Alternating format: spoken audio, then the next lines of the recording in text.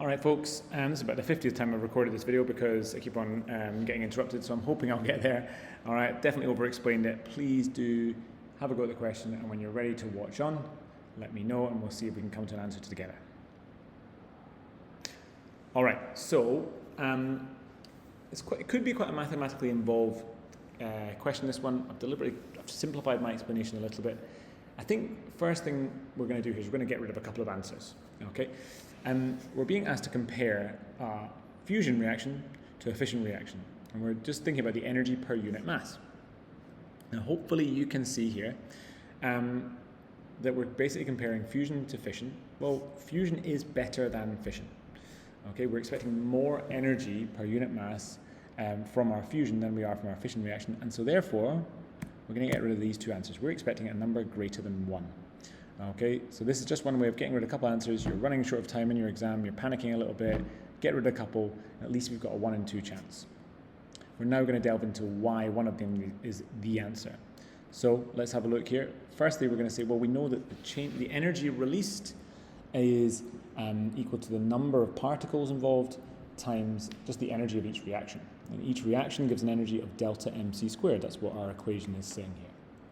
Okay, now if we're wanting to find our ratios, we're going to go delta E over delta E, and we can cancel out our c squared. Really, we're interested in the mass defect, which we're told in the question, and the number of particles. And here's where I think it could get confusing, and it's definitely how I originally explained it was too confusing.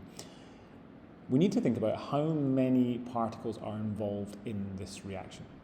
But we need to also remember that we've got the same mass. So hopefully you can see that the number of particles really depends on the number of nucleons involved. Okay? In other words, if I take the number of hydrogen particles and multiply it by the number of nucleons, the number of neutrons or protons involved in this reaction, that should equal the same for the uranium. Why? Well, because if I take all their masses, I should be able to add up all these masses. Each nucleon has the same mass. I can add them up, I should get the same number. Now this is crucial because basically what this says to me is if I've got a kilogram of hydrogen, then I've got lots of light hydrogen atoms, particles, etc. I can get more particles in there than I do have in a kilogram of uranium, because each of the uranium has a large mass. Now what that's going to allow me to do is to get thinking about our n's in this equation up here in terms of H. Now H here is the total number of nucleons involved. So in this case, in the bottom case, easy, 235, so AU is 235. On the top, we've got to think about both of these guys here. Hydrogen 2, hydrogen 3 adds 3 to 2, makes 5.